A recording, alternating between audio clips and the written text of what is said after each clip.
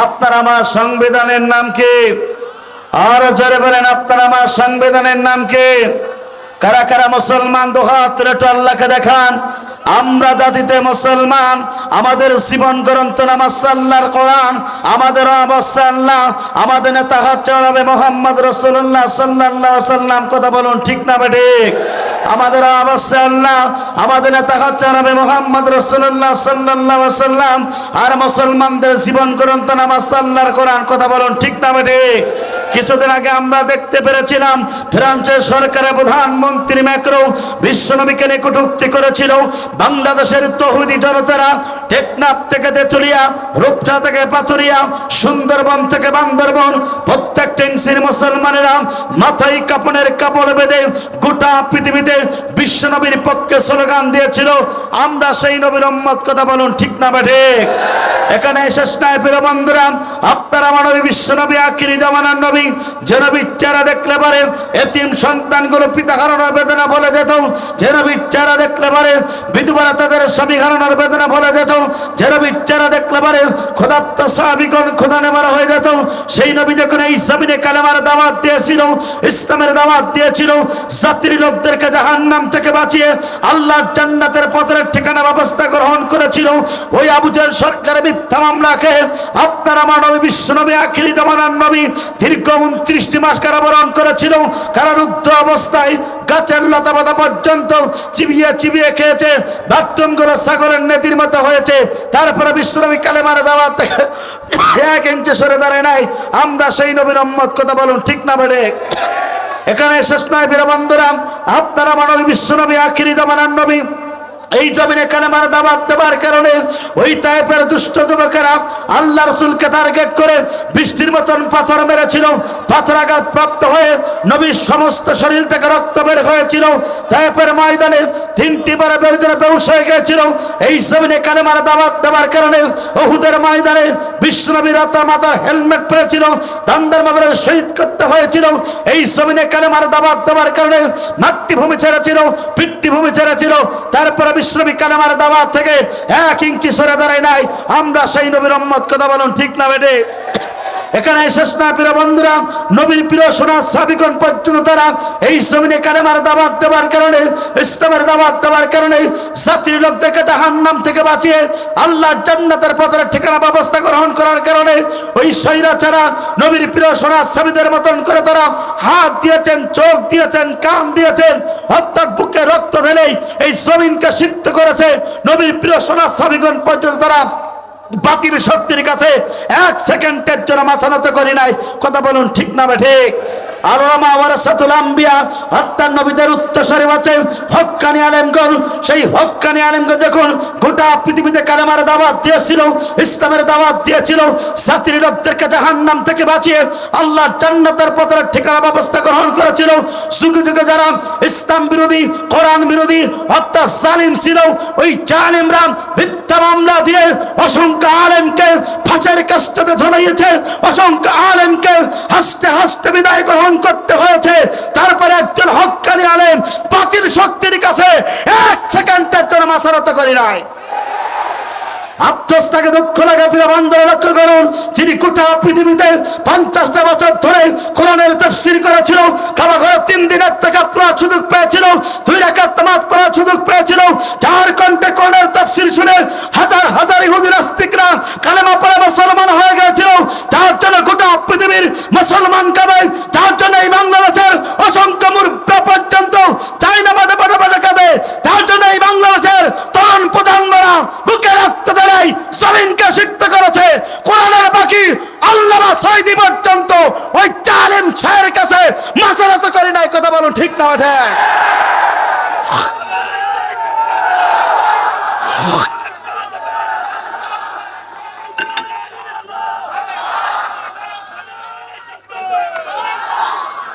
সুতরাং আফসোস লাগে, দুঃখ লাগে, সে নবীর মতন করে যদি রক্ত দিতে হয়, সে নবীর মতন করে যদি মিথ্যা মামলা খেতে হয়, নবীর মতন করে যদি অর্থাৎ গায়ে রক্ত ঝরাতে হয়, নবীর প্রিয় সোনার সাবিদের মতন করে যদি জীবন দেওয়া লাগে, রক্ত দেওয়া লাগে, বাংলাদেশের আলেমদের মতন করে যদি ফাঁসের কাস্তে ঝোলা লাগে, বাংলাদেশের অর্থাৎ জাতির শ্রেষ্ঠ সন্তান, গোটা পৃথিবীর সম্পদ, বাংলাদেশের সবচেয়ে বড় সম্পদ, অর্থাৎ জাতির শ্রেষ্ঠ তাফসীর কারো কোরআনের পাখি আল্লাহর আশ্রয় দিয়ে পর্যন্ত এই কালেমার তোমার কারণে ওই জালিম শায়েরা 13টি বছর ধরে মিথ্যা মামলা দিয়ে অন্ধ প্রকাশ্যে জীবন যাপন করিয়ে ইঞ্জেকশনের মাধ্যমে বিষ ঢুকিয়ে পাঁচের রাস্তাকে খুঁজি করার জন্য কোরআনের পাখি আল্লাহর আশ্রয় দিয়ে জীবন দেব বাতিল শক্তির কাছে মাত্র তো করি নাই।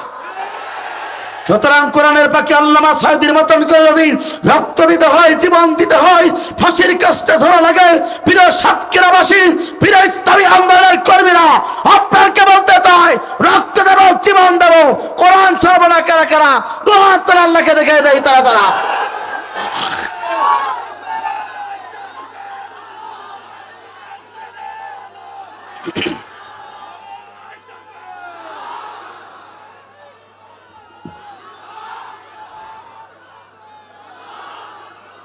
কোরআন আমাদের সংবিধান, ওরাও সবাই তার বিজয় নিশান, নেতা আমাদের রাসূলুল্লাহ, লা ইলাহা লা ইলাহা লা ইলাহা ইল্লাল্লাহু মুহাম্মাদুর রাসূলুল্লাহ সাল্লাল্লাহু আলাইহি ওয়াসাল্লাম। আলহামদুলিল্লাহ, বাংলাদেশের দক্ষিণ পশ্চিম অঞ্চলের ঐতিহ্যবাহী বিভাগ খুলনা বিভাগের ঐতিহ্যবাহী ইসলামী আন্দোলন এক উর্বর পটভূমি,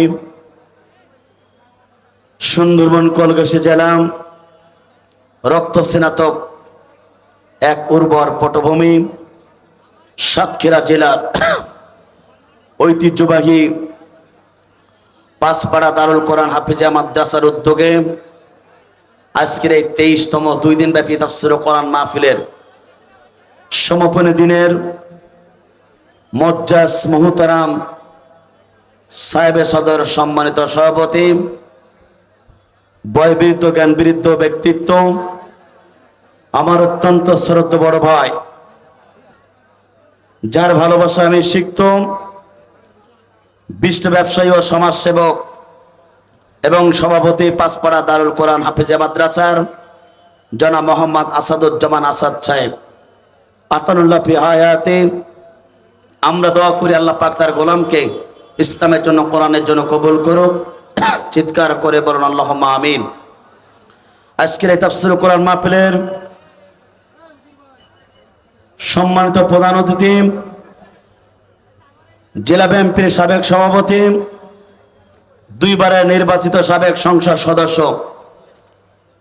সাতক্ষীরা 1 কলরতলার জনমানুষের গণনন্দিত জননেতা, বিএনপির কেন্দ্রীয় প্রকাশনাল সম্পাদক, আমার অত্যন্ত শ্রদ্ধেয় ব্যক্তিত্ব বড় ভাই জনাব মোহাম্মদ হাবিবুল ইসলাম হাবিব সাহেব, আতানুল্লাহ ফি হায়াতে। আমরা দোয়া করি আল্লাহ পাক তার গোলামকে ইসলামের জন্য, কোরআনের জন্য কবুল করুক।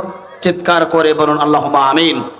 আজকের এই তাফসীর কোরআন মাহফিলের আমন্ত্রিত বিশেষ অতিথিবৃন্দ আলোচনা করে আপনাদেরকে ধন্য করবেন ছোট বড় ভাই হযরত মাওলানা হুসাইন আহমেদ মাহফুজ চুয়াডাঙ্গা, যারা আলোচনা শোনার জন্য পাগল পড়ার মতন আপনারা সেই দূর দূরান্ত থেকে ছুটে এসেছেন, কোরআনের ময়দানে বসে আছেন।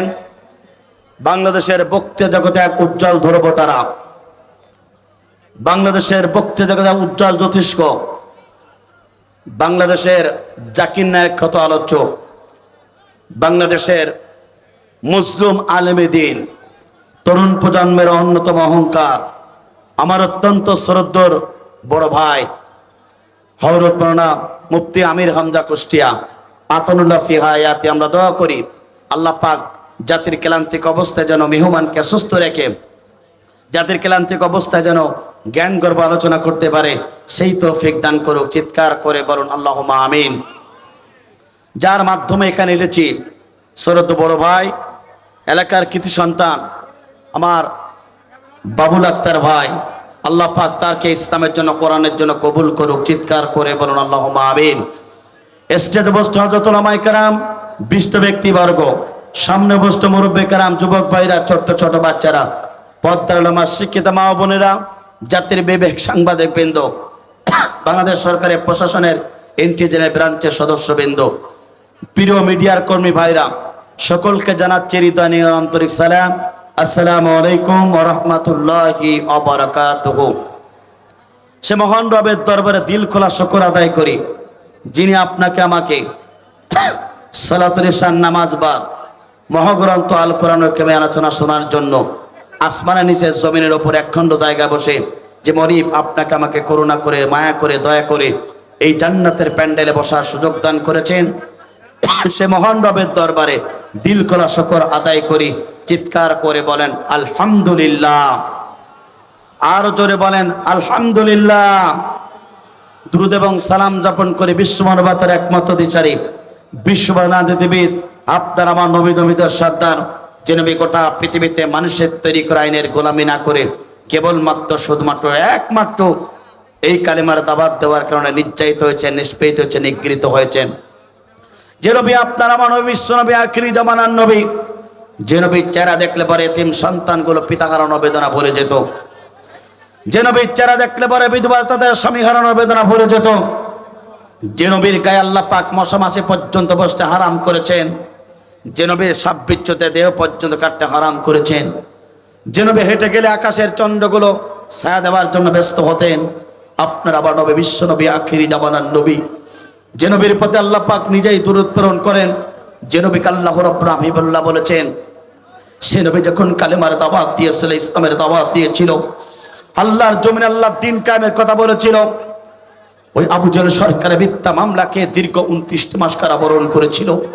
কারারুদ্ধ অবস্থায় কাছে লতা পর্যন্ত চিবিয়ে চিবিয়ে খেয়েছে, বাথরুমগুলো ছাগলের নদীর মতো হয়েছে।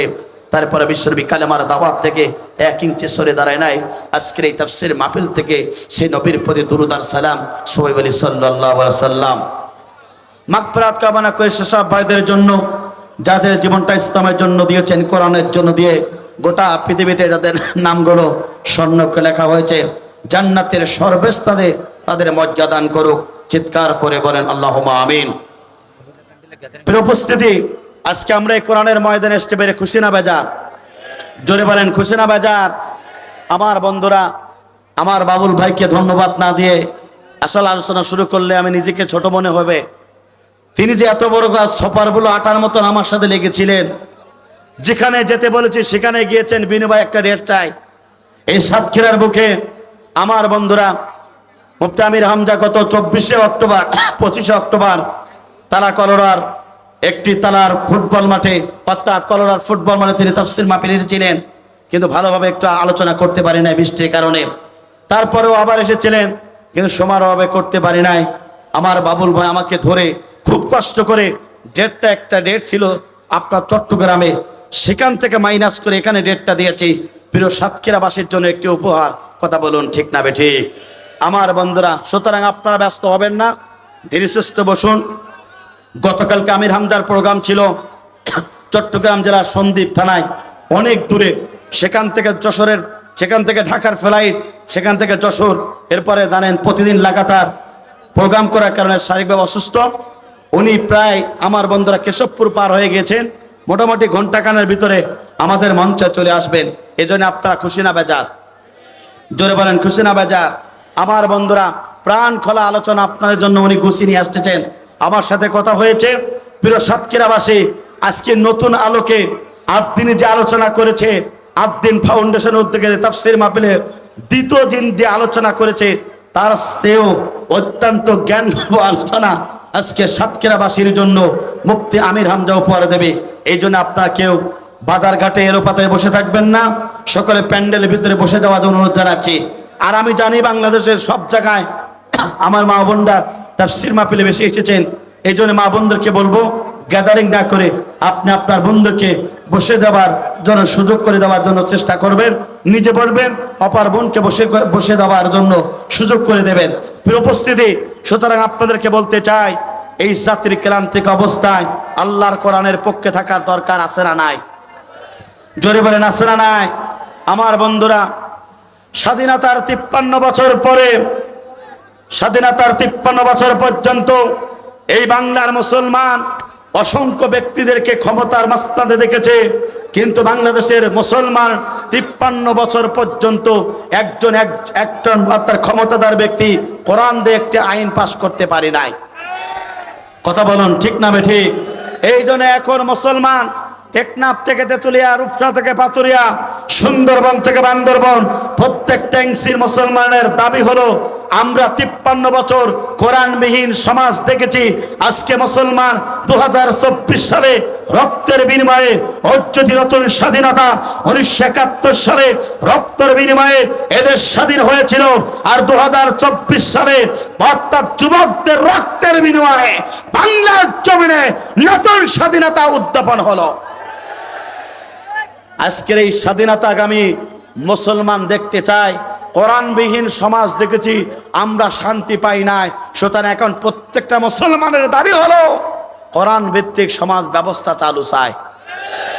কথা বলুন ঠিক না বেঠিক? কোরআন ছাড়া যত সমাজ ব্যবস্থা আছে ওখানে শান্তি নাই, মুক্তি নাই। কিন্তু কোরআন শাসন ব্যবস্থা যেখানে আছে সেখানে শান্তিও আছে, রহমত আছে, বরকত নাজিল করেন তিনি কে? জোরে বলেন তিনি কে? আমার বন্ধুরা, একটু কষ্টের কথা, প্রতিদিন আপনারা বক্তব্য আলোচকদের কাছ থেকে শুনেছেন। একটু কথা বলতে চাই, এদেশের 16টি বছর ধরে একটি গোষ্ঠী তারা ক্ষমতার মাস্তাতে বসেছিল, কিন্তু তারা 16টি বছর ধরে অনেক উন্নয়ন করেছে, অনেক কিছু করেছে। ফলাফল এটাই হলো, যাওয়ার সময় দুপুরে ভাত ছেড়ে হেলিকপ্টারে বসে পালিয়ে যাবার জন্য তারা বাধ্য হয়েছে। কথা বলুন ঠিক না বেঠিক? এত উন্নয়ন করেছে, এত কিছু করেছে, সব কিছু করে সব ভেস্তে চলে গেছে। একটাই কারণ, তারা কোরআনের শাসন ব্যবস্থা মানতে চায় নাই। তারা কোরআনওয়ালা ব্যক্তিগুলোকে সহ্য করতে পারে নাই। তারা সমাজের সবচেয়ে কোরআনের ভাষায় শ্রেষ্ঠত্ব ব্যক্তিগুলা আলেমদেরকে তারা সহ্য করতে পারে নাই। সমাজের সবচেয়ে আল্লাহর প্রিয় বান্দা আলেমরা, যে আলেমদের জন্য আল্লাহ পাক সবচেয়ে রহমত নাজিল করে, 16টি বছর ধরে জাতির সম্মুখে সে আলেমদেরকে নিকৃষ্ট বানানোর চেষ্টা করেছিল, আলেমদেরকে কষ্ট দিয়েছিল, জুলুম নির্যাতন করেছিল, ওই আলেমদেরকে জাতির সম্মুখে সবচেয়ে খারাপ বানানোর চেষ্টা করেছিল। শুধু এখানেই শেষ নয়, জাতির শ্রেষ্ঠ তাফসীর কারো কোরআনের পাখি আল্লামা সাঈদী এই কোরআনের তাফসীর করার কারণে ওই জালিমরা 13টি বছর ধরে মিথ্যা মামলা দিয়ে অন্ধ প্রকাশে জীবন যাপন করিয়ে পাশের রাষ্ট্র প্রভুকে খুশি করার জন্য ইনজেকশনের মাধ্যমে বিষ প্রয়োগ করে কোরআনের পাখি আল্লামা সাঈদীকে বিদায় পর্যন্ত করেছিল। এখানেই তারা সন্তুষ্ট হয় নাই। তরুণ প্রজন্মের অহংকার, ডক্টর মিজানুর রহমান আজহারী, যার জ্ঞানের পরিসীমা অসংখ্য অগণিত, সেই ডক্টর মিজানুর রহমান আজহারী এই বাংলার জমিনে কোরআনের কথা বলার কারণে, কালেমার দাওয়াত দেওয়ার কারণে জাতির যারা মদখোর, ইয়াবাখোর, ফ্যান্সিখোর, ওই যুবকেরা ডক্টর মিজানুর রহমান আজহারী তাফসীর মাহফিলে এসে তারা ইয়াবা ছেড়ে দিল, তারা মদ ছেড়ে দিল, জিনার কাজ ছেড়ে দিল, ফেসবুক ছেড়ে দিয়ে তারা কোরআনের পক্ষে যখন তারা চলে আসলো, আমরা দেখতে পেরেছি ওই জালেমরা মিথ্যা অপবাদ দিয়ে বাংলার জমিন থেকে তাকে বিতাড়িত পর্যন্ত করেছিল। আমার বন্ধুরা, ডক্টর লুৎফর রহমান চাচা বলেছিল ডক্টর মিজানুর রহমান আজহারী বাংলার জমিনে আসবে, বীরের বেশে বীরের মতন করে তাফসীর করবে। ডক্টর মিজানুর রহমান আজহারী আসলো, আর বাংলার জমিনের মুসলমান দেখলো এটাই, যে যাদেরকে বাংলার জমিন থেকে বিতাড়িত করেছিলাম, যাদেরকে বাংলার জমিন থেকে নিকৃষ্ট করার জন্য চেষ্টা করেছিলাম, ওই শেখ আহমদুল্লাহ সহ অর্থাৎ মামুনুল হক সহ অর্থাৎ তাফসীর কারক মুফতি আমির হামজাকে নির্মম ভাবে 3টি বছর ধরে মিথ্যা মামলা দিয়ে অন্ধ প্রকার জীবন যাপন করিয়ে জাতির লোকদেরকে অর্থাৎ তারা চেয়েছিল নিকৃষ্ট করতে। আজকে মুফতি আমির হামজা ডক্টর মিজানুর আজহারীর আলোচনা শোনার জন্য লক্ষ লক্ষ জনতা পুরো বাংলাদেশের মুসলমান পাগল হয়ে গেছে। সুতরাং আমার বন্ধুরা, আজকে এটাই প্রমাণ হয় যে দেশের মানুষেরা সবকিছু ছেড়ে আলোচকদের কাছ থেকে কোরআনের তাফসীর শোনার জন্য আসতে পারে, ডক্টর মিজানুর আজহারীর কাছ থেকে আলোচনা শোনার জন্য যারা বসতে পারে। আজকে আমরা দেখেছি সেই ডক্টর মিজানুর আজহারীকে নিয়ে পর্যন্ত অসংখ্য ব্যক্তিগুলা তারা টল করা শুরু করেছে। সুতরাং বলতে চাই প্রিয় বন্ধুরা, আজহারীকে নিয়ে টল করার দরকার নেই। আজহারীর মতন জ্ঞান অন্বেষণ করে আজহারীর সাথে আত্মা তার সম্মুখে দাঁড়িয়ে কথা বলো, তার সম্মুখে তোমরা দাঁড়িয়ে যাও, কথা বলুন, ঠিক না বেঠিক আমার বন্ধুরা? সুতরাং তাফসীর মাহফিল একটি কোরআনের মাহফিল, এই জন্য কোরআন এবং হাদিসে আলোচনা শোনার দরকার আছে না নাই? জোরে বলেন আছে না নাই? আমার বন্ধুরা, আজি আমার প্রশাসনের ভাইরা দেখেন, ভাইজান প্রেক্ষাপট পরিবর্তন হলে সবাই পর্যন্ত পরিবর্তন হয়। আমরা কোরআনের কথা বলতে যখন বলতাম, ওই প্রশাসন রাস্তার ধারে আমাদেরকে হ্যান্ডকাপ পরানোর জন্য চেষ্টা করত। আর আজকে বাংলাদেশের সাতক্ষীরা মানুষ আপনারা দেখতে পাচ্ছেন সুন্দরভাবে ওই প্রশাসনের ভাইরা তাদের সার্বিক সহযোগিতায় আজকের এই তাফসীর মাহফিল অত্যন্ত সুন্দরভাবে অনুষ্ঠিত হচ্ছে।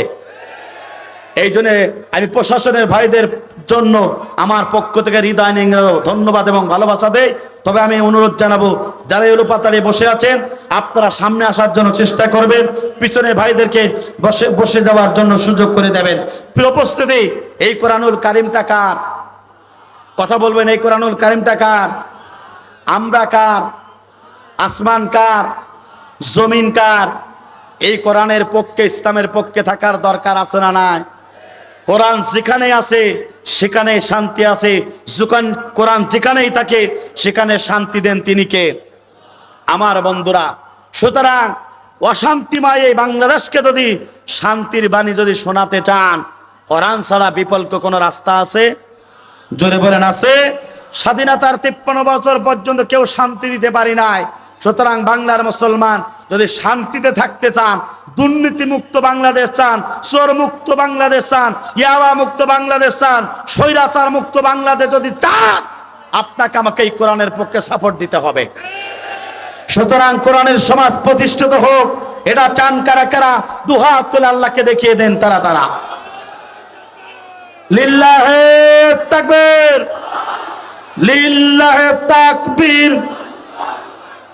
আল কোরআনের আলো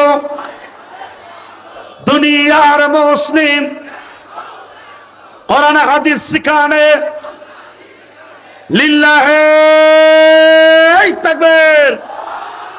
আমার বন্ধুরা, এই কোরআন মঞ্চ একটি দামি মঞ্চ। এই কোরআনের মঞ্চে যারাই আসবে তাদেরকে ভালোবাসবেন তিনি কে? জোরে বলেন তিনি কে? আমার বন্ধুরা, তাহলে লক্ষ্য করুন, হাজার হাজার মানুষের ভিড় থেকে বাছাইকৃত করে যারা আজকে আমরা এই কোরআনের ময়দানে আসলাম, কোরআন শোনার জন্য বসে গেলাম, সেই মহান রব বান্দা, সেই মহান রব আল্লাহ পাক কোরআনুল কারীমের ভিতরে ঘোষণা করলেন, বান্দা শুনে রাখো, হাজার হাজার মাস থেকে বাছাইকৃত করে যারা আজকে এই কোরআনের ময়দানে আসলো আর কোরআন শোনার জন্য বসে গেল, আমি রব্বুল আমিন তাদেরকে পছন্দ করেছি এবং তাদেরকে পর্যন্ত ভালোবেসেছি। একবার জোরে জোরে বলুন আল্লাহু আকবার। সেই মহান রব কোরআনুল কারীমের ভিতরে ঘোষণা করলেন, বান্দা শুনে রাখো, কোরআনকে কেন নাজিল করা হলো? তুমি যদি এই কোরআনের কাছে প্রশ্ন করো, পৃথিবীর সমস্ত উত্তরগুলো ব্যর্থ হয়ে যাবে। তুমি যদি এই কোরআনের কাছে প্রশ্ন করো, সঙ্গে সঙ্গেই কোরআন সঙ্গে আপনার উত্তর দিয়ে দেবে। একবার জোরে জোরে বলুন আল্লাহু আকবার। এই কোরআনটা কেন নাজিল করা হলো? আপনি যদি এই কোরআনের কাছে প্রশ্ন করি, সুন্দরভাবে আল্লাহর কোরআন, আল্লাহ রাব্বুল আমিনের কোরআনটা প্রশ্নের উত্তর দিয়ে দিয়েছেন। আল্লাহ পাক বলেন, আলিফ লাম রা কিতাব কিতাবুন আনজালনাহু ইলাইকা লিতুখরিজান নাসা মিনায-যুলুমাতি ইলান-নূর। চিৎকার করে বলুন আল্লাহু আকবার।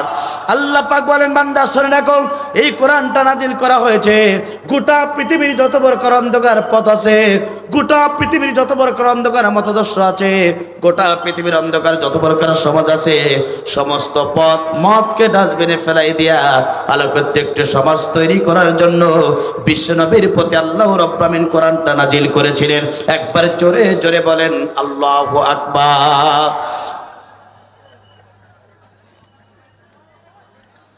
আমার বন্ধুরা লক্ষ্য করুন, সুতরাং কোরআনটা নাজিল হলো গোটা পৃথিবীর যত প্রকার অন্ধকার পথ এবং মত আছে, সমস্ত অন্ধকার পথ এবং মতকে ডাস্টবিনে ফেলাই দিয়া এই কোরআনটা নাজিল হলো শান্তি দেওয়ার জন্য, আলোকিত পথ, মুক্তির পথ আপনাকে আমার দেখানোর জন্য।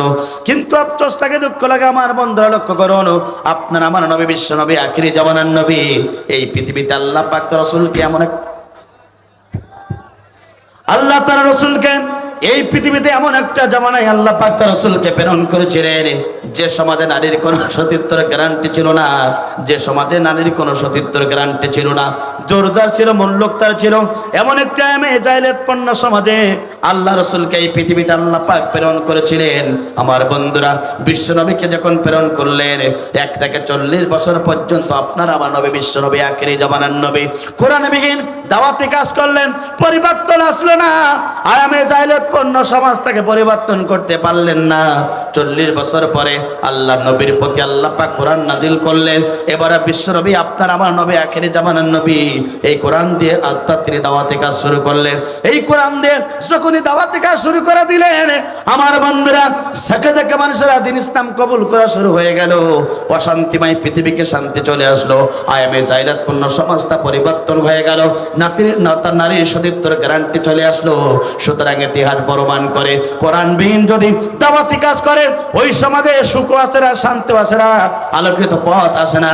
কিন্তু কোরআন যদি নাজিল হয়ে যায়, এই কোরআন দিয়ে যদি দাওয়াতি কাজ করা যায়, গোটা পৃথিবীতে শান্তি এসে যায়। কথা বলুন ঠিক না বেঠিক? আপনার আমার নবী, বিশ্ব নবী, আখিরি জামানার নবী, আমার বন্ধুরা 40টা বছর ধরে কোরআনবিহীন দাওয়াতি কাজ করেছিলেন, কোনো পরিবর্তন আনতে পারলেন না। কোরআন দিয়ে দাওয়াতি কাজ করলেন, অটোমেটিক শান্তি চলে আসলো। আমার বন্ধুরা 16টি বছর ধরে এদেশের মানুষেরা কোরআন দিয়ে দাওয়াতি কাজ করেছিল, জালিমরা ক্ষমতার মাঝখানে ছিল, যার কারণে পরিবর্তন হলো না। জালিমরা বিদায় হয়েছে, এখন কোরআনের তাফসীর শুনবে, আগামীতে কোরআনের তাফসীর মাহফিল হবে। বাংলার জমিনে কোরআন যদি পার্লামেন্টে চলে যেতে পারে, অন্ধকার সমাজ পরিবর্তন হয়ে যাবে। কথা বলুন ঠিক না বেঠিক? আমার বন্ধুরা, তাহলে লক্ষ্য করেন, বিশ্বনবী 40টা বছর ধরে কালে অর্থাৎ কোরআনবিহীন দাওয়াতি কাজ করলেন, অন্ধকার সমাজ পরিবর্তন করতে পারলেন না। কোরআন দিয়ে দাওয়াতি কাজ হলো, অন্ধকার সমাজ পরিবর্তন হয়ে গেল। সিদ্ধান্ত আপনার, সিদ্ধান্ত আপনার, সিদ্ধান্ত আপনার। কত খেলা দেখেছি, কত ফুপু দেখেছি, কত চাচা দেখেছি, বাংলার মুসলমান আর কোন খেলা, আর কোন ফুপু, আর কোন চাচাকে দেখতে যায় না। বাংলার মুসলমান সিদ্ধান্ত নিয়েছে আগামীতে কোরআন রাজ কায়েম করবে। সুতরাং আজকে সাতক্ষীরাবাসী, করোনাবাসী, তারাবাসী আপনাকে বলতে চাই, জীবনে 1 ইঞ্চি মারবো, 1 সেকেন্ডে যেমন বাঁচবো, আল্লাহর কোরআনের পক্ষে থাকবো। কারা কারা দোয়া আল্লাহকে রেখে দেয় তারা তারা।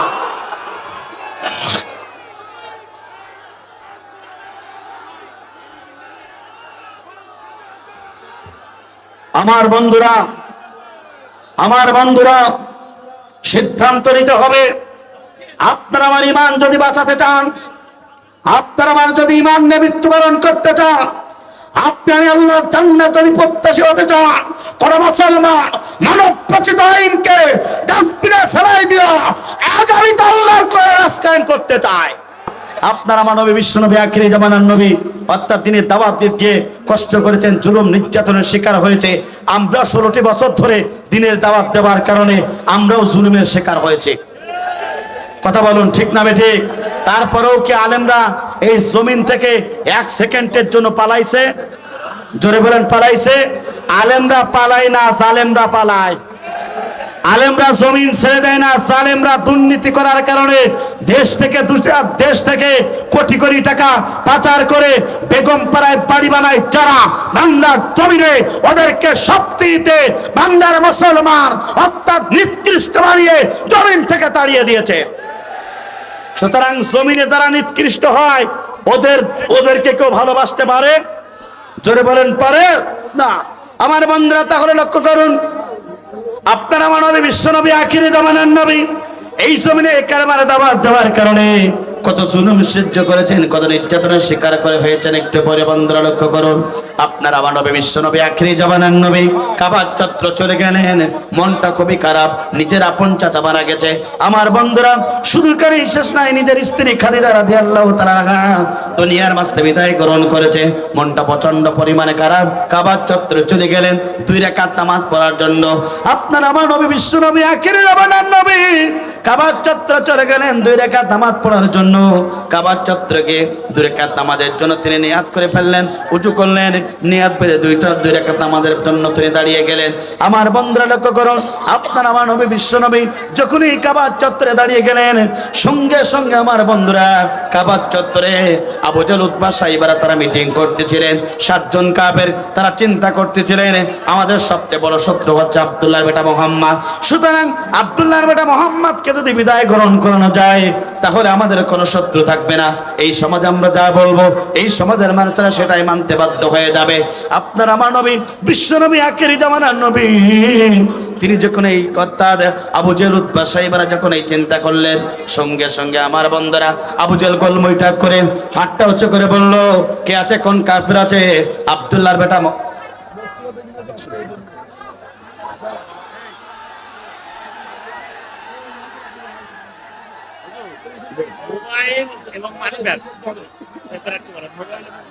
আমার বন্ধুরা মোবাইল এবং মানি ব্যাগ আপনারা নিজ দায়িত্বে রাখুন।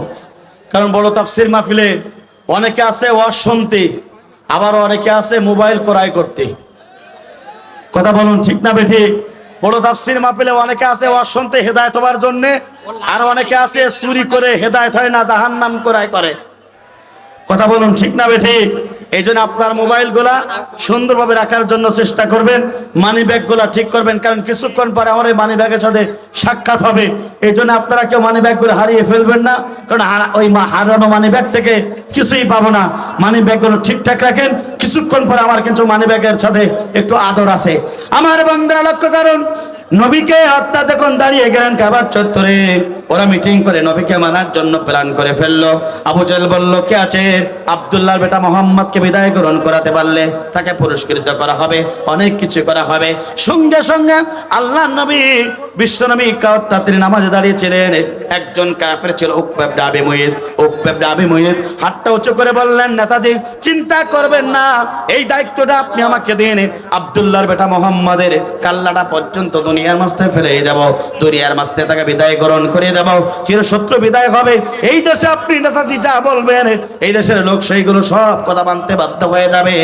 আমার বন্ধুরা যখন আবু জাহলের সম্মুখে উকবা ইবনে আবি মুইত এই কথা যখন বললেন, উকবা ইবনে আবি মুইত যখন এই কথা বললেন, সঙ্গে সঙ্গে আবু জাহল বললেন, উকবা ইবনে আবি মুইত তুমি দেরি করো না, দেরি করো না, যাও যাও যাও, এমন জায়গায় 3 দিন পূর্বে একটা উট মারা হয়েছে, সমস্ত উটের নাড়ি ভুড়ি পর্যন্ত ওখানে ফেলানো হয়েছে।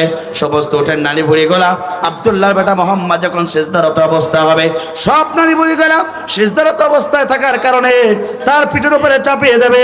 মুহাম্মদ দুনিয়ার মাঝে বিদায় গ্রহণ করবে। মুহাম্মদ দুনিয়ার মাঝে যখন বিদায় গ্রহণ করবে, সঙ্গে সঙ্গে আমাদের চিরশত্রু দুনিয়ার মাঝে বিদায় গ্রহণ করবে। আমার বন্ধুরা লক্ষ্য করুন, সঙ্গে সঙ্গে যখন এই কথা আবু জাহল বললেন, উকবা ইবনে আবি মুইত দৌড় দিলেন, সমস্ত উটের নাড়ি ভুড়ি পর্যন্ত নিয়ে বহন করলেন নিজে। বিশ্বনবী আপনার আমার নবী অর্থাৎ সিজদারত অবস্থায় ছিলেন, সমস্ত রক্ত উটের নাড়ি ভুড়ি পর্যন্ত বিশ্বনবীর পিঠের উপরে চাপাই দেওয়া হলো। আল্লাহ নবী আর সিজদা থেকে উঠতে পারে না, চোখ দুটো রক্তিম বর্ণ হয়ে গেল, বুকের উপরে আত্মার কষ্টের ছাপ চলে আসলো। আল্লাহ নবী উঠতে পারে না। যিনি হাদিসটা বর্ণনা করেছেন দিন কায়েমের সঠিক পথ, মুফতি জসিমউদ্দিন রহমানের লেখা, এই লেখার এই বইয়ের ভিতরে যে কোন হাদিসটা বানাম অর্থাৎ আব্দুল্লাহ ইবনে মাসউদ রাদিয়াল্লাহু তাআলা আনহু ওইটা হাদিসটা বর্ণনা করেন। যখন হাদিসটা বললাম আমার দেহের লোমগুলো খাড়িয়ে গেল, খাড়া হয়ে গেল। আমার বন্ধুরা সঙ্গে সঙ্গে আব্দুল্লাহ ইবনে মাসউদ রাদিয়াল্লাহু তাআলা আনহু দেরি করলেন না। একটু ভাই একটু কথা কম।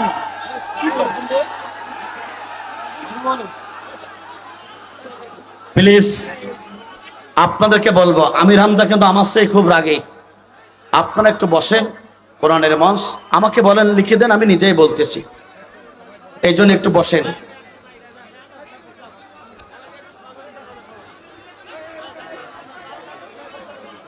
আমার বান্দারা লক্ষ্য করুন, বিশ্বনবী কষ্ট অনুভব করেন। আব্দুল্লাহ ইবনে মাসউদ রাদিয়াল্লাহু তাআলা আনহু এই দৃশ্য দেখে নবীর প্রিয় কলিজার টুকরা ফাতেমার বাড়ির দিকে রওনা দিলেন। রাসূলের কলিজার টুকরা ফাতেমার বাড়িতে চলে গেলেন। কলিজার টুকরা ফাতেমাকে ডেকে বললেন, মা ফাতেমা, তোমার বাবা কাবার চত্বরে 2 রাকাত আমাদের জন্য দাঁড়িয়েছিল। আবু জাহল উতবা সাহেবরা তারা মিটিং করলো, তোমার বাবাকে দুনিয়ার মাঝে বিদায় গ্রহণ করাতে চায়। ও নবীর কলিজার টুকরা ফাতেমা, তাড়াতাড়ি চলো, তোমার বাবাকে বাঁচাতে হবে। এই কথা শোনার সঙ্গে সঙ্গে আল্লাহর নবীর কলিজার টুকরা ফাতেমা ঘর থেকে বেরিয়ে গেলেন। আমার বন্ধুরা কাবার চত্বর দিকে রওনা দিলেন। আমার বন্ধুরা গিয়ে দেখলেন নিজের বাবার পিঠের উপরে উঠে নানি বড়ি পর্যন্ত চাপানো আছে। দেখে তিনি চোখ দিয়ে পানি পড়া শুরু হয়ে গেল। বিশ্বনবী আর উঠতে পারে না, রাসূলের কাছে চলে গেলেন, গিয়ে বললেন, আব্বাজান, আপনি জন্মের পূর্বে আপনি আপনার বাবাকে হারিয়েছেন। ও আমার আব্বাজান, জন্মের পরে আপনি আপনার মাকে হারিয়েছেন। যতদিন আপনি দূর থেকে বাড়ি এসেছেন ততদিন আপনি আমাকে মা বলে ডেকেছেন। ও আমার আব্বাজান, কাবার চত্বরে আসার কারণে, নামাজ আদায় করার কারণে ওই আবু জাহলটা আপনাকে মারতে চায়। আমি নবীর মেয়ে, আপনার সমস্ত শরীর থেকে উঠার নাড়ি ভুঁড়ি সরিয়ে দিচ্ছি। বিশ্ব নবীর কলিজার টুকরা ফাতেমা সমস্ত উঠার নাড়ি ভুঁড়ি পর্যন্ত হত্যার পিঠ থেকে সরিয়ে দিলেন। আল্লাহ নবী হত্যার সিজদা থেকে উঠে গেলেন। পর্যাপ্ত পরিমাণে বুকে কষ্ট হয়, রক্তবর্ণ তার চোখের ভিতরে। আমার বন্ধুরা, বিশ্বনবীর কলিজার টুকরা ফাতেমা বিশ্বনবীকে জিজ্ঞাসা করে, ও আমার আব্বাজান, কেন আপনাকে তারা মারতে চায়? আপনার জবান থেকে একটিবারের জন্য জানতে চাই। কলিজার টুকরা ফাতেমা যখন এই কথা রাসূলকে জিজ্ঞাসা করলেন, আল্লাহর নবীর সঙ্গে সঙ্গে 2টা মোবারক দাড়ি মোবারক বেয়ে বেয়ে, 2টা চোখ দিয়ে দাড়ি মোবারক বেয়ে বেয়ে জমিনে টপ টপ করে বাড়ে। বলে, মা, আমি আমার বাবাকে দেখি নাই, জন্মের পূর্বে আমি আমার বাবাকে হারিয়েছি। ও আমার কলিজার টুকরা ফাতেমা, জন্মের পরে আমি আমার মাকে হারিয়েছি। যতদিন বাড়িতে গিয়েছি মা, তোমাকে আমি মা বলে ডেকেছি। আমার কলিজার টুকরা ফাতেমা, কেন তারা আমাকে মারতে চাই? শোনো তোলো, শোনো শোনো শোনো মা, একটা অপরাধে তারা আমাকে মারতে চায়। সে অপরাধটা হলো, ও আমার মা, আমি তাদের সম্মুখে কালেমার দাওয়াত দিয়েছিলাম, লা ইলাহা ইল্লাল্লাহু মুহাম্মাদুর রাসূলুল্লাহ। চিৎকার করে বলেন সাল্লাল্লাহু আলাইহি সাল্লাম।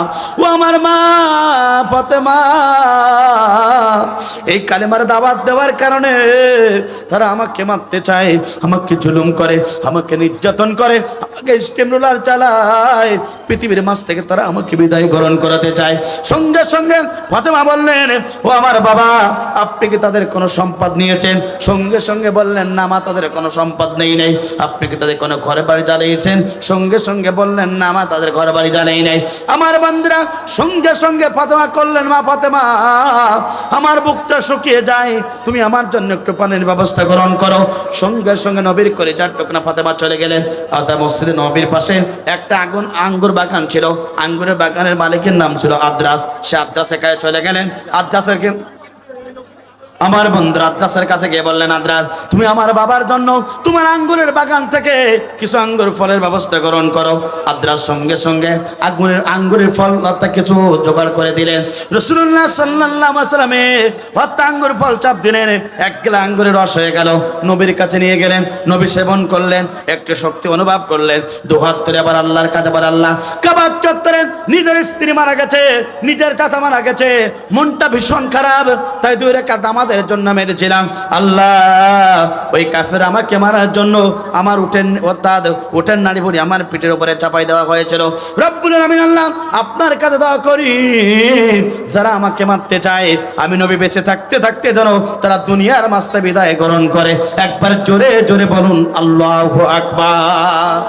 আমার বান্দারা, এই কথা যখন বিশ্বনবী দোয়া করলেন, দুনিয়ার সমস্ত দোয়া ব্যর্থ হতে পারে, নবীর দোয়া কি ব্যর্থ হবে? জোরে বলেন হবে না। কবুল হয়ে গেল। 7 জন কাফেরের কর্ণকহরের ভিতরে সমস্ত আওয়াজ চলে গেল, সমস্ত শব্দ চলে গেল, 7 জন কাফের টেনশনে পড়ে গেল। আমার বন্ধুরা, আব্দুল্লাহর বেটা মোহাম্মদ দোয়া করেছে 100% আমরা ধ্বংস হতে হবে। পরের বছরে বদরের প্রান্তরে যুদ্ধ হলো। রাসূলের ছোট 2 জন সাহাবী মুআজ এবং মাজের কাছে ওই আবু জেলের গুষ্টা সুদ্ধা জাহান্নামে চলে গেল। একবার জোরে জোরে বলেন আল্লাহু আকবার।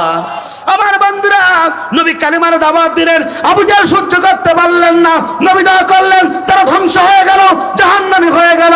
আমার বন্ধুরা, কোরআনের পাখি আল্লামা সাঈদী বলেছিল, তোমরা যদি আমাকে 13টি বছর ধরে মিথ্যা মামলা দেওয়ার পরে যদি পৃথিবীর বাস থেকে অন্যায়ভাবে বিদায় গ্রহণ করো, আমি সাঈদী দোয়া করলাম 1 বছর ক্ষমতার মাস্তানে থাকতে পারবে না। আল্লাহ নবী দোয়া করলেন, আমার বন্ধুরা আল্লাহ পাক কবুল করলেন। আবু জেহেল ধ্বংস হয়ে গেল। আর ফেরাউনের লেডি, ফেরাউনের কোন লেডি পর্যন্ত কোরআনের পাকে আল্লামা সাঈদী দোয়া করেছিল, ওই লেডি অর্থাৎ ফেরাউনের বাচ্চা বাংলার জমিন থেকে পালাতে বাধ্য হয়ে গেল। কথা বলুন ঠিক না বেঠিক? না ঠিক না বেঠিক? বাংলার মুসলমান করে আল্লাহ নাফরমান, বিপদে যখন পড়ে ফেলাই চোখের পানি। আল্লাহ কয় তোরা যে কত চিটিং বাস্তব আমরা জানি। আল্লাহ আমার বন্ধুরা, ধরে মোল্লা ধরে না, ধরলে মোল্লা ছাড়ে না, সবাই ধরে বারবার, মোল্লারা ধরে একবার। এই মোল্লা যাদেরকে ধরেছে জানাজার নামাজ তাদের পড়াই লেগেছে। কথা বলুন ঠিক না বেঠিক? আমার বন্ধুরা, সুতরাং কোরআনের পাখি জাতির শ্রেষ্ঠ তাফসীরকারক কোরআনের পাখি, এই কোরআনের তাফসীর করার কারণে অসংখ্যবার তাকে গুলি করা হয়েছে। মিথ্যা মামলা দিয়ে 13টি বছর ধরে জুলুমের শিকার করে 5 রাষ্ট্র থেকে খুশি করার জন্য তারা অন্যায়ভাবে কোরআনের পাখি আল্লামা সাঈদীকে বিদায় গ্রহণ করালো, হত্যা করলো। ওই বাংলার মুসলমান হত্যাকারী বিচার চান কারা কারা? 2 হাত তুলে আল্লাহকে দেখিয়ে দেন তারা।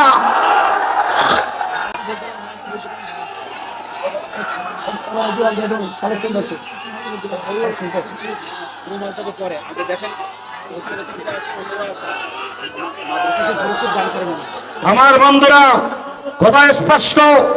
সাবেক তিনবারের প্রধানমন্ত্রী বেগম খালেদা জিয়া একজন 14 বছর একজন অত্যাদেশে আল্লামা সাঈদী যার সাথে রাজনীতি করেছেন, একই পার্লামেন্টে কথা বলেছেন, বারংবার তাকে চিকিৎসার জন্য অর্থাৎ আবেদন করেছে, মঞ্জুর করা হয় নাই, জালিমরা বিদা হয়ে গেল। সেই খালেদা জিয়া আজকে নিজের চিকিৎসার জন্য লন্ডনে গেল। সুতরাং জালিমরা দেখে দেখে আজকে আঙুল চষো। কথা বলুন ঠিক না বেঠা? সুতরাং জাতির লোকেরা খুশি হতো, অর্থাৎ জাতির লোকেরা সবচেয়ে খুশি হতো কোরআনের পাখি আল্লামা সাঈদী যদি 5 আগস্টের দিন যদি বেঁচে থাকতো, বাংলার জমিনে কোটি কোটি মুসলমান রক্তের বিনিময়ে জেল খেলা থেকে আল্লামা সাঈদীকে বিদায় করতো। কারা কারা তো হাত তুলে আল্লাহকে দেখিয়ে দেয়।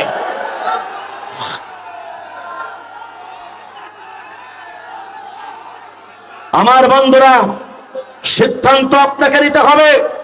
এই দুনিয়ার কোন আমরা প্রধানমন্ত্রী হতে চাই না, আমরা রাষ্ট্রপতি হতে চাই না, আমরা বিক্রি করতে চাই না, আমরা মুসলমানের জমি হলো বাংলার জমিনে পার্লামেন্টে কোরআন দিয়ে। কথা বলেন ঠিক না বেটা?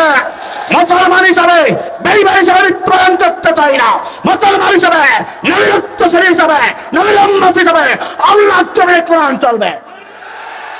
কথা বলুন ঠিক না বেঠে? সুতরাং বলতে চাই আমরা জাতিতে মুসলমান, জীবন গ্রন্থ হচ্ছে আমাদের কোরআন, আমাদের রব হচ্ছে আল্লাহ। এই জীবন দিয়েছে আল্লাহ, আমাদের মৃত্যুর মালিক আল্লাহ। আসমান থেকে মৃত্যুর ফয়সালা হয়, জমিন থেকে হয় না। যতদিন বাঁচবো আল্লাহর কোরআনের পক্ষে থাকবো। কথা বলুন ঠিক না বেঠিক? আমার বন্ধুরা, সুতরাং বিশ্বনবী এই দিনের দাওয়াত দিতে কষ্ট করেছেন। আপনাকে আমাকেও দিনের পথে চলার দরকার আছে না নাই? জোরে বলেন আছে না নাই? এক নম্বর, দিন প্রতিষ্ঠার আন্দোলনে সম্পৃক্ত হবে যারা, আল্লাহ পাক তাদেরকে ভালোবাসবেন, জান্নাত দেবেন তিনি কে? দ্বিতীয় নম্বর হচ্ছে যারা মুমিন হতে পারবে তাদের জন্য জান্নাত বরাদ্দ করবেন তিনি কে? কোরআন শরীফের 5টা আয়াত ছিল, সময় হবে বলতে পারলাম না। তৃতীয় নম্বর হচ্ছে যারা এই জমিনে আল্লাহর জন্য ব্যবসা করবে, আল্লাহ পাক বলেন তাদের জন্য আমরা জান্নাত বরাদ্দ করব। চিৎকার করে বলেন আল্লাহু আকবার। বাকি থাকলো কয়টা? জোরে বলেন কয়টা? আজকে শেষ পর্যন্ত বলতে পারবো না। চলতি মাসের 22 তারিখে কুমিরা বাজার সংলগ্ন একটি তাফসীর মাহফিলে গোলাম রাব্বানী এবং আমি সেখানে তাফসীর করব। ইনশাআল্লাহ 5টি পয়েন্ট শেষ করার জন্য চেষ্টা করব। আমার বন্ধুরা, আজকের এই তাফসীর মাহফিল হচ্ছে পাঁচপোতা দারুল কোরআন হাফিজে মাদ্রাসা। ইসরাফিল আলাইহিস সালাতু ওয়াসসালাম সিংহায় ফুৎকার দেবে, পৃথিবীর সব কিছু লণ্ডভণ্ড হয়ে যাবে। দুইটা জিনিস অবশিষ্ট থাকবে, একটা হচ্ছে আল্লাহর ঘর মসজিদ, দ্বিতীয়টা হচ্ছে রসুলের ঘর মাদ্রাসা। কথা বলুন ঠিক না ঠিক? আমার বন্ধুরা, অনেকের বাবা চলে গেছেন, অনেকের মা চলে গেছেন। পিতামাতা যদি বেঁচে থাকতেন, বাবা মার জন্য খরচ করা লাগতো কিনা? জোরে বলে লাগতো কিনা? টাকা বাবা মার জন্য খরচ করা লাগতো।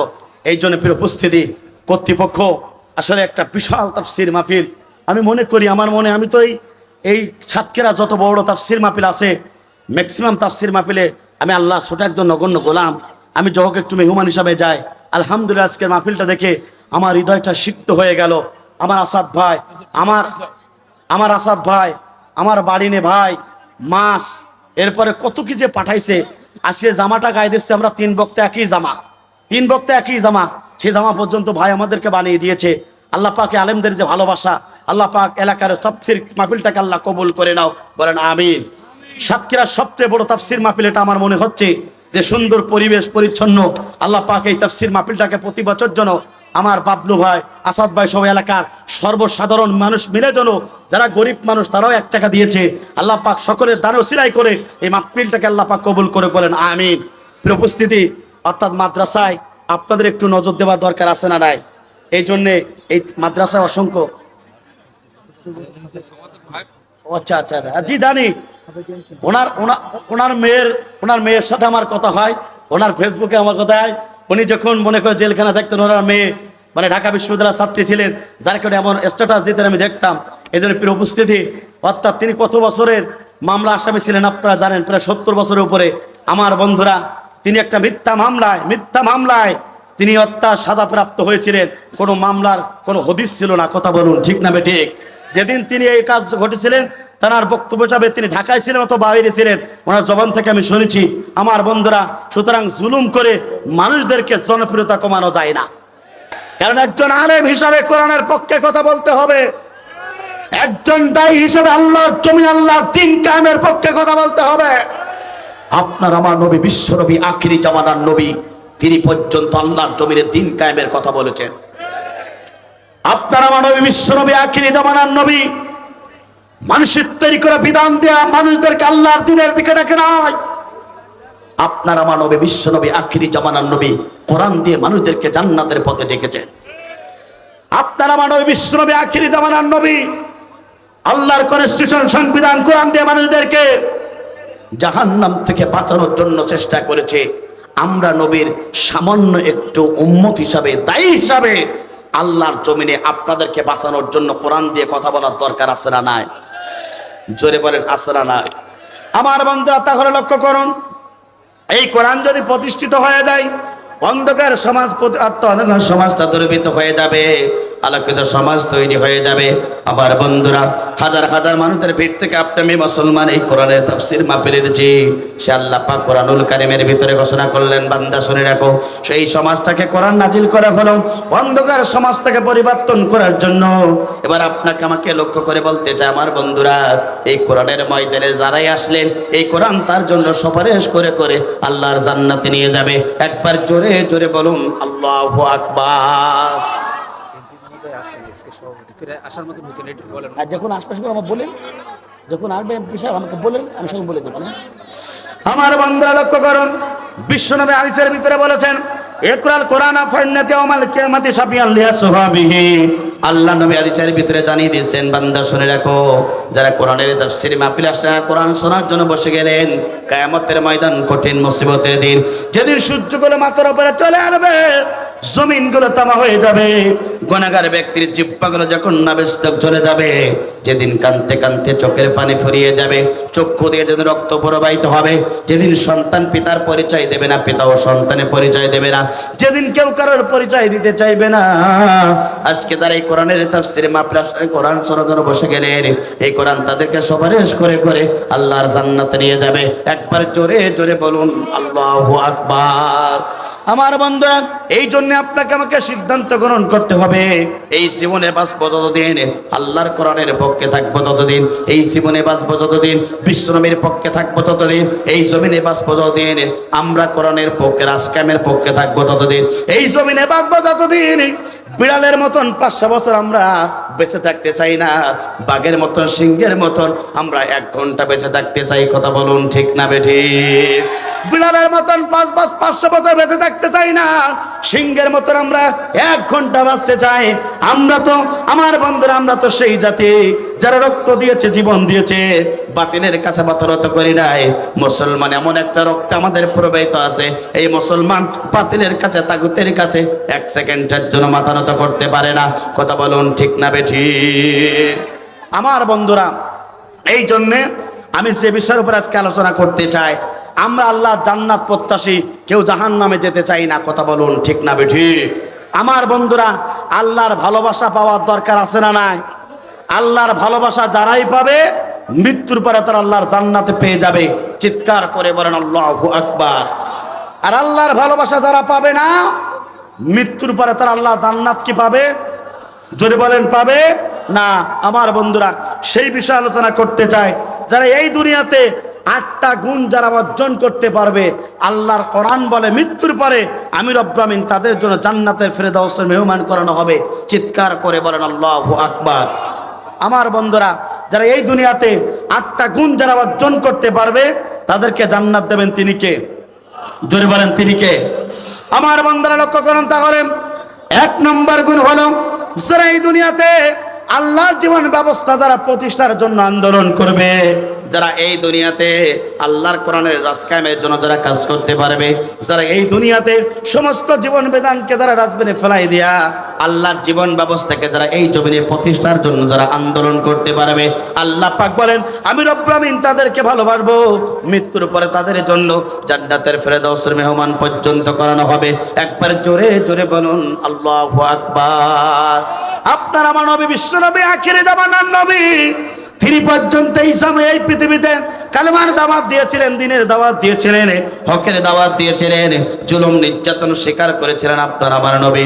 রাসূলকে জুলুম করা হলো, নির্যাতন করা হলো, স্টিম রোলার চালানো হলো। তারপর আপনার আমার নবী, বিশ্ব নবী, আখিরি জামানের নবী, কালেমার দাওয়াত থেকে 1 ইঞ্চি সরে দাঁড়ায় নাই। কথা বলুন ঠিক না বেঠিক? সে আল্লাহ পাক তার রাসূলকে এই পৃথিবীতে দায়িত্ব দিলেন। একটা দায়িত্ব হলো, এর আমি শুনে রাখো, তুমি যদি আমার ভালোবাসা চাও, তাহলে আমার পক্ষ থেকে কনস্টিটিউশন যাবে, আমার পক্ষ থেকে সংবিধান যাবে। অনুমিরকে রাখো, আমার পক্ষ থেকে জীবন ব্যবস্থা যাবে। সমস্ত জীবন ব্যবস্থাকে আল্লাহর জমিনে ডাস্টবিনে ফেলাই দিয়া আমার জীবন ব্যবস্থাকে আল্লাহর জমিনে প্রতিষ্ঠা করার জন্য এরবি তোমাকে প্রেরণ করা হলো। একবার জোরে জোরে বলুন আল্লাহু আকবার। সে আল্লাহ পাক কুরআনুল কারীমের ভিতরে ঘোষণা করলেন, হুয়াল্লাযী আরসালা রাসূলাহু বিল হুদা ওয়া দীনিল হক লিইজহিরাহু আলাদ-দীনি কুল্লিহি ওয়া লাহু কারিহাল মুশরিকুন।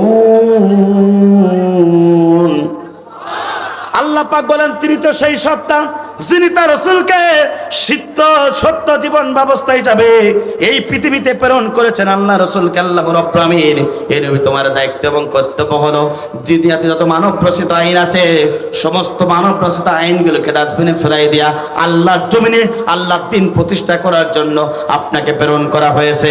একবার জোরে জোরে বলুন আল্লাহু আকবার।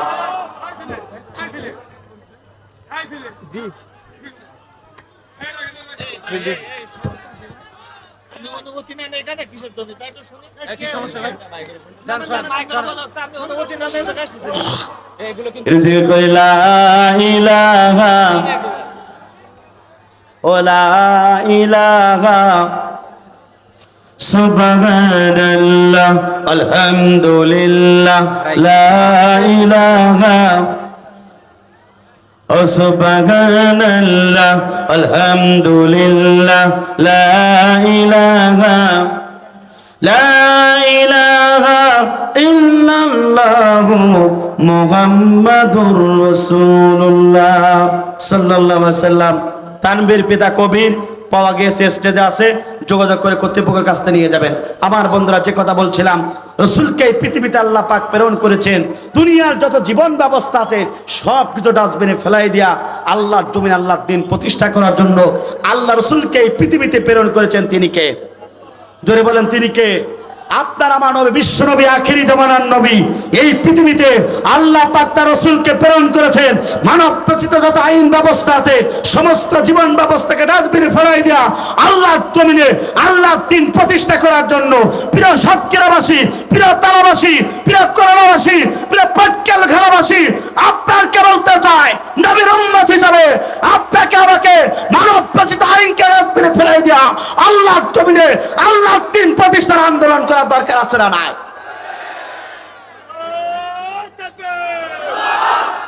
যদি আমি সেই নবীর সুপারিশ পেতে চাই, আল্লাহ রাসূল এই দ্বীনের কাজ করতে গিয়ে, আল্লাহ রাসূল এই জমিনে কালেমার দাওয়াত দিতে গিয়ে ইস্তিগফার চালিয়েছে, রাসূলের প্রতি মিথ্যা মামলা দিয়েছে, রাসূলকে শুধু করেই শেষ নয়, রাসূলের তান্ডার ব্যাপারে শহীদ করতে হয়েছে। এই দিনের দাওয়াত দেওয়ার কারণে রাসূলকে সবচেয়ে কষ্ট দিয়েছে ওই তাইফের দুষ্ট দেবকেরা।